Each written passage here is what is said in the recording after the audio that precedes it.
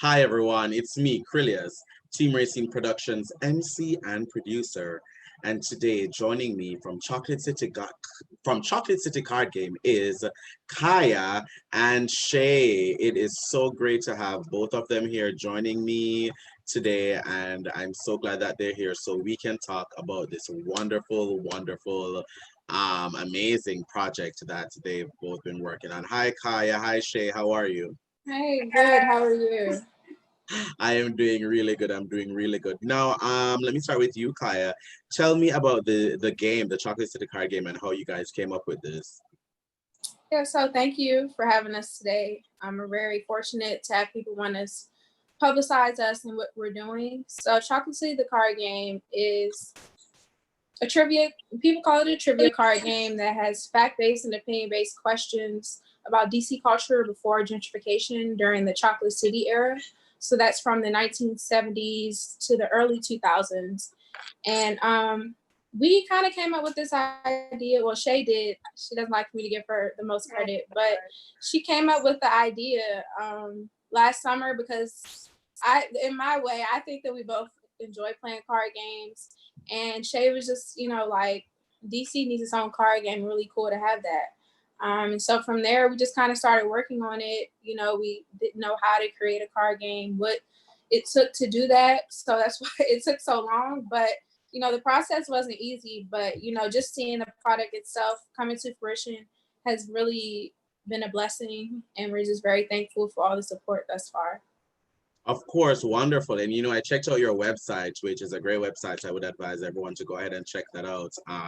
And it gives you the inspiration behind the card game, and it gets you deep into DC culture. Tell me about that, Shay. What's your connection with DC culture, and how, what was it that really made you want to be like, yo, we need this card game, really representing our culture, really getting back to our roots, really, leaning into that chocolate city that you know DC once was, and we hope it can still remain that way. Tell me about that. Yeah, definitely. So like Kiah would say, or as Kiah was saying, we were just inspired from playing other card games. No card game in particular, if that what you're looking for, actually like inspired us to make the game, if that makes sense. But mainly from I would say just seeing majority of the people who I grew up with just being displaced, mainly from gentrification. That I would say inspired me just to want to have something that we can claim as our own, preserve our culture. So that's really where the idea of Chocolate City card game came from, and just having something of our own, something for people to connect with their family and friends and other loved ones. So yeah.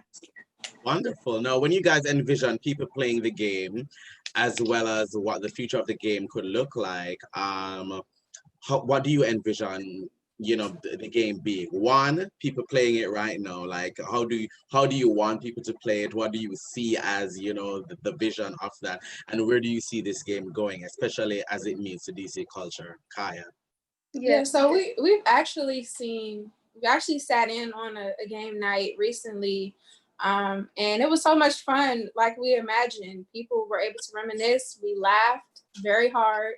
We were able to dance, have a good time, sing our favorite songs, and that's what we want, is the camaraderie and people to be able to come together and reminisce on Black culture of DC, which is really what built this city, and we can't forget it. So the card game is really here to preserve the culture. And going forward, we're even hoping to produce a board game. We're going to just kind of put that out there. We want a board game because we want families to be able, and children to also be able to learn from this too. So right now it's 18 and over, but we want to make it kid friendly in the future.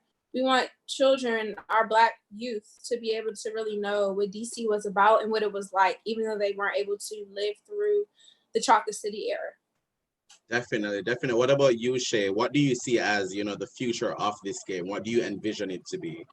Yeah, so I'm not really one to put limits on things. I want the card game to go as far as it can go. And when we were making the game, we didn't really like set like, okay, any particular rules or any strict rules, just kind of a way for people to bond with one another. Yeah. However you want to play it, or it's actually in the instructions in the card game.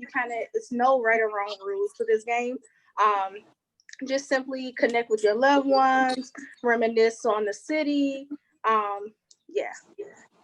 Definitely, definitely. And I mean, I was checking out your website and I saw that you guys even have a playlist of songs, you know, DC songs and stuff. People could find the answers to the questions as well on it. It's a really well put together website. And speaking of that, tell me about the song selection in the playlist on the website. Who came up with that and how did you choose, you know, the songs that were going to be on that playlist?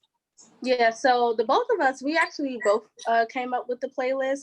These are well-known go-go songs, and go-go actually is now the official music of DC. It is. And you can't go anywhere in the city without hearing go-go, or at least back during the Chocolate City era, you couldn't. So we both came up with the playlist, and yeah.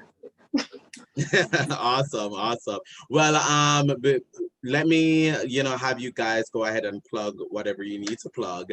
You know, how can people get the card game? You can tell them about the website and, you know, how they can continue following you and supporting you guys. Yeah, so I have a card game right here. Show us some. You can, yeah. Yeah, so I mean, it's straightforward. 56 cards or 54 besides the how to play.